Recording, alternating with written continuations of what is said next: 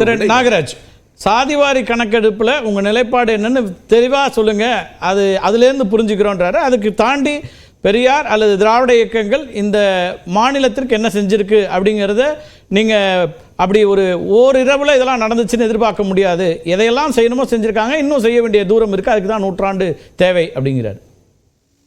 இல்லைங்க, நான் தான் முதல்லயே சொன்னேன், சமீபத்துல கல்வராயன் பகுதியில் இருக்கிற பழங்குடியின மக்கள் மிகவும் மிகவும் மோசமான நிலையில் இருக்கிறாங்க. வாழ்வாதாரம் கடுமையாக பாதிக்கிட்டு இருக்கிறது.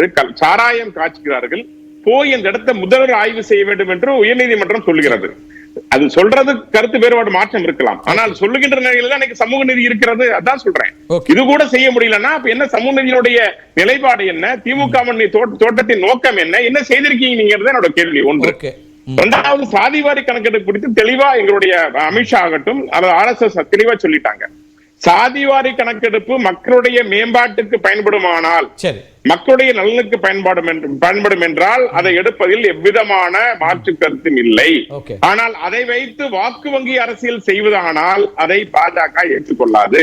அதை வைத்து செய்வதற்காகத்தான் ராகுல் காந்தி ஆகட்டும், மறுத்த ராஜீவ் காந்தி, அதையும் மறுத்த நேரு, அதை ஏற்றுக்கொள்ள இந்திரா காந்தி. இன்று ராகுல் காந்தி சொல்வதற்கெல்லாம் முக்கியமான காரணம், வெளிநாடுகளிலே சென்று சாதி மதம் குறித்து முக்கியமான பேசுவதற்கு காரணம் என்னவென்றால், மீண்டும் இதனால் பிரிவினை உருவாக வேண்டும். ஊரு இரண்டு பட்டால் கூத்தாடி கொண்டாட்டம் என்று சொல்வார்கள். அதுபோல அவர்கள் மீண்டும் மக்கள் பிரிவினை உருவாக்க வேண்டும் என்கிறதுதான் நோக்கமா இருக்கு. அல்லது இடஒதுக்கீடு கொடுக்கணுங்கிறதையும் RSS இப்ப ஏத்துக்குது. இவ்வளவு நாளா சொல்லல. அப்ப இன்னைக்கு சொல்றாங்கன்னா அவங்க என்ன கருத்தியல முன்வைக்கிறாங்க? நீங்க சொல்லக்கூடிய விஷயங்கள் அவங்களுக்கு பொருந்துமா அப்படின்னு ஒண்ணு இருக்கு. இல்லைங்க, திரும்ப நீங்க சொல்லுங்க. இல்ல ஒரே சொல்றேன். திரும்ப நீங்க சாதிவாரி கணக்கெடுப்பு என்ற ஒரு பேச்சு ஆரம்பிக்கப்பட்ட பின்பு அதற்குரிய பதிலை கொடுக்க வேண்டிய இடத்துல இருக்கிறோம். அம்பேத்கர் சொன்னாரு, ஒரு 10 வருஷ காலம் போதுமானது இடஒதுக்கீடு.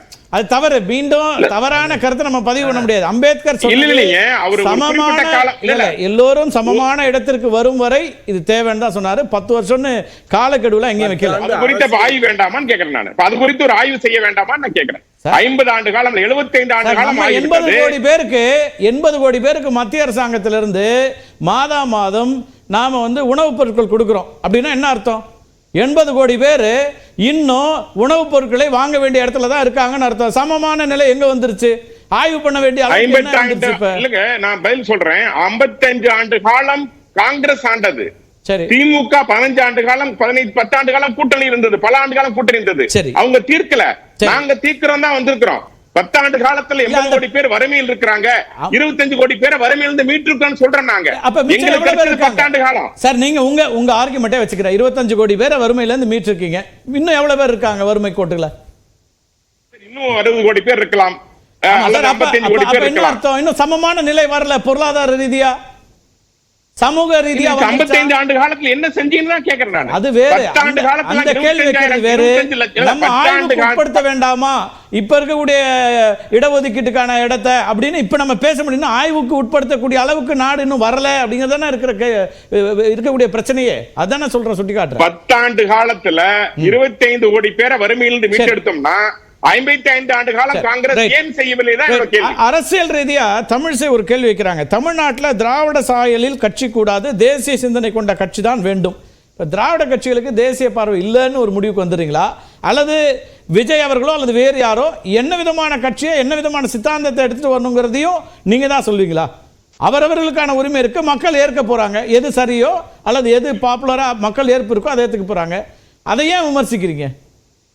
இல்லைங்க, நீங்க இன்னைக்கு நம்முடைய முதல்வர் அவர்கள் அமெரிக்கா போனாங்க. சரி, இன்னைக்கு அவருக்கு கிடைத்த மரியாதை இந்தியாவுடைய வெளியுறவு கொள்கை, நம்முடைய தொழில் கொள்கையினால் கிடைத்த மரியாதை.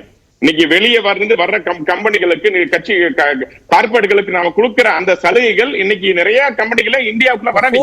அது யூபிக்கு போலாம். மத்திய அரசாங்கத்தினோட கொள்கையால தான் தமிழ்நாட்டுக்கு வருதுன்றீங்களா? இந்தியா முழுவதும் செல்வதற்கு மிக முக்கியமான காரணம் வரியை குறைத்து நிறுவனம் 11 ஆண்டுகளா மத்தியில் ஆட்சி பொறுப்புல இருக்கிறோம். 3 வருஷத்துக்கு முன்னாடி வெளியேறினாங்க, அவங்க மீண்டும் உள்ள வர்றாங்க. அதுக்கு யார் காரணம்ன்றீங்க? இப்ப ஒரு கம்பெனி உள்ள வந்துருச்சுங்கிற காரணத்துக்காக நீ தமிழ்நாட்டு சொல்ல முடியாதுங்க. இன்னைக்கு யூபி 2ஆம் இடத்துக்கு வந்து கொண்டிருக்கிறது. அதை விட இன்னைக்கு தெலுங்கானா மேல போயிட்டு இருக்காங்க. okay. குஜராத் முதன்மையில் இருக்கிறதுனா இந்தியா முழுவதும் அது வரவேற்பு பெற்றிருக்கிறது. நரேந்திர மோடி அவர்களை நீங்க மறக்க முடியாது. நான் சொல்லிடுறேன், okay. திராவிட மாடல் என்ன பிரச்சனைனா, okay. நீங்க ஒவ்வொரு முறையும் தனி தமிழ்நாட்டை கொண்டு செல்றதா பிரச்சனை. மாநில சுயாட்சி என்று பேசிக்கொண்டு தமிழ்நாட்டினுடைய வளர்ச்சியை நீங்கள் தடுத்துக் கொண்டிருக்கிறீர்கள். ஏற்கனவே மிகச் சிறப்பாக இருந்த மாநிலம் பின்னோக்கி சென்று கொண்டிருக்கிறதா. நீங்க ஏற்றுக்கொள்ளாத பல கொள்கைகள். ஏன் சொல்றேன், எங்களுக்கு என்ன பயம்னா, நீங்க எந்த கொள்கை, நீட் ஆகட்டும் அல்லது ஆர்டிகல் 370 ஆகட்டும், ஒரே நாடு ஒரே தேர்தல் ஆகட்டும் அல்லது தேசிய கல்விக் கொள்கை ஆகட்டும், 32 மாநிலங்களும் ஏற்றுக்கொள்கின்ற பொழுது நீங்கள் ஏற்றுக்கொள்ளாத பிரிவினைவாதம் தானே. அதான் எங்களுக்கு பிரச்சனை. மாநிலத்துக்கான உரிமையை கேட்டால் தேர்தலுக்க வேண்டும், ஊர் கூடி தேர்தலுக்க வேண்டும். அப்பதான் இந்தியா நாடு முதலமைச்சராக இருந்து நாகராஜ் நிறைய பேசியிருக்கோம்.